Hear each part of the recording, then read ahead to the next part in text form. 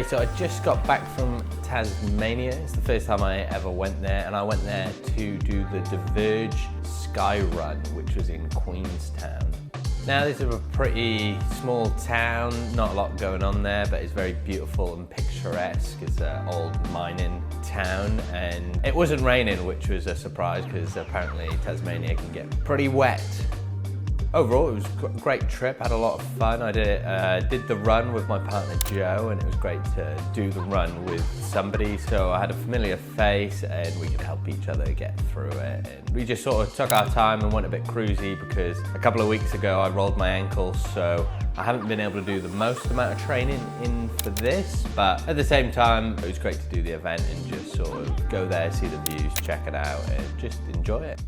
I did the 25k Mt Owen SkyRun. There was a 50k, but the cut-off times were quite harsh and brutal. I still think I would have made it, but especially with my rolled ankle, I didn't want to risk it. And there's always next year, hey? It took long enough to do the 25k, so it was good. And it had 1,500 meters of elevation, so it was quite a lot of vert. The run started off in the center of Queenstown on Orr Street, and they closed the street off. Then you ran up the street about 700 meters until you entered the trails. It was a bit hilly at the start, so just sort of took it easy, a bit cruisy, and just sort of jumped to the back, just to be able to, I don't know, not overdo it and not get excited and want to run ahead.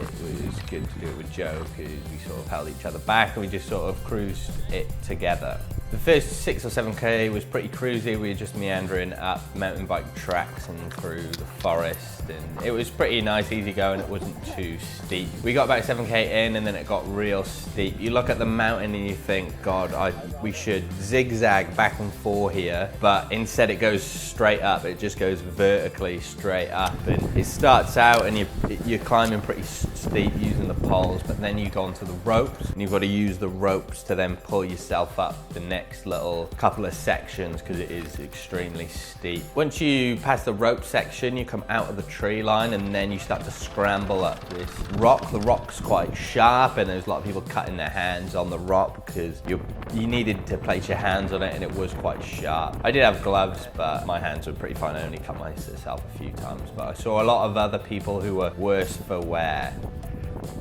This section I quite enjoyed. It was quite fun. I found a good bit of pace here. Me and Joe, we weren't sprinting, but we were climbing at a good rapid rate. I was enjoying myself, and it was great views all around. I'm sure if the visibility was a bit different, I'm sure there wouldn't be as fun because it would have been hard to figure out where you're going, but for the most part the visibility was pretty good and enjoyable, and you could see amazing views all around, so I quite enjoyed the views. When you get to the top of the first part, there's a little selfie station, so you've got to take a selfie with a little placard, and that was probably one of the best views of the whole run, really. It was just overlooking the great mountain ranges, lakes below. It was awesome ridgeline to the left. It was awesome.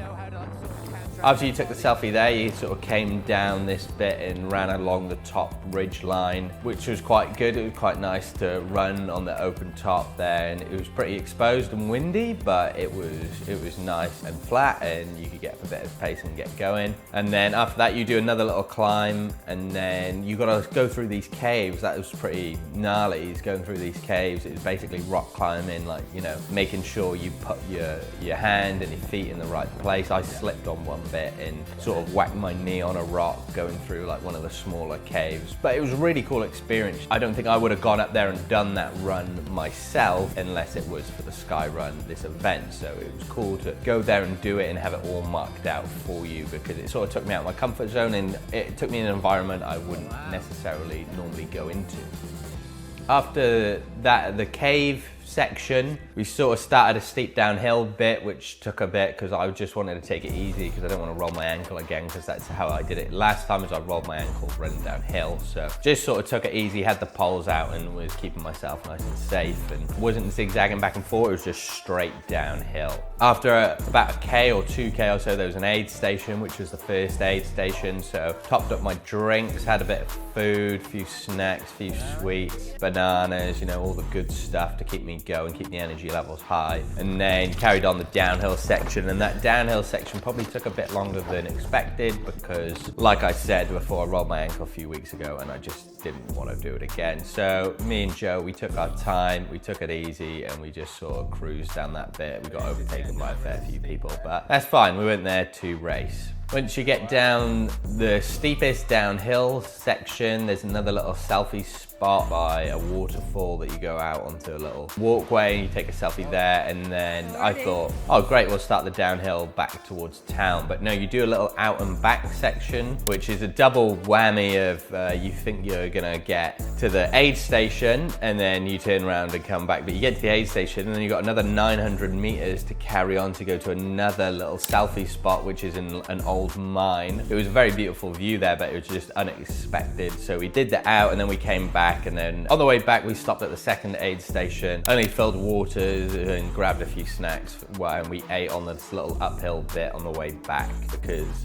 yeah, we didn't want to hang around, we sort of just got back into it. So we climbed back up to where we came down, and then we started to descend down a mountain bike track back down into Queenstown. And I thought that was all the climbing done, out of the way, so you're sort of just cruising this downhill section, put some headphones in, cruised it all the way down, and then there was zigzags back up. So did the zigzags back up, which felt like they were never ending. So we zigzagged all the way back up to the top of this point and then ran down this other mountain bike track. Our pace sort of really dipped off there and we were flagging a fair bit. We'd been on our feet for a while. It was pretty tough going on the mountain bike track. It was quite gravelly and gritty, and I suppose you could go fast, but it was just a weird descent. It wasn't like a walking trail, it was a mountain bike trail, so it may have been a bit just more awkward than you're probably used to running downhill, but that was fine. We got through it, and then you pop out back into town with 2K to go, run along a little path, and then you run around the footy oval. And when we ran past it, there was a game on, and the footy oval in Queenstown is gravel, and it was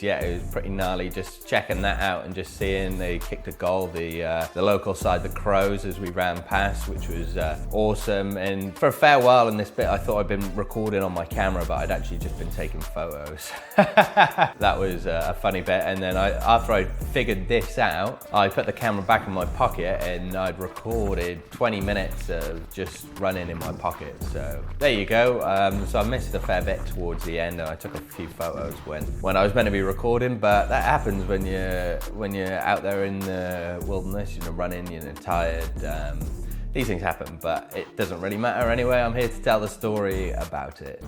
Once we got around the footy oval, there was about 400 meters to go, and me and Joe ran to the end, right the way to the finish, and then we crossed the line through a beautiful made arch that was designed by some local artists, which was really cool. Way to finish, and there was MC there. He gave us a high five, and there was a big cheer, and it was cool. It was a great event. It was good vibes like the whole weekend. It was just such a cool atmosphere. There's a lot of like-minded people. Had a good chat to a few different people on the runs, and just had a great time. It was a great event, and if you're looking to do an event to take you out of your comfort zone, I would highly recommend the Diverge SkyRun. I think it's coming back next year in 2027 in Queenstown, Tasmania again. I'm not too sure the dates as of yet, but I would keep your eyes peeled for that and follow them on Instagram and stuff, because they do some cool stuff. And it was just a great event. Like, the Sky Run was awesome. To go to that elevation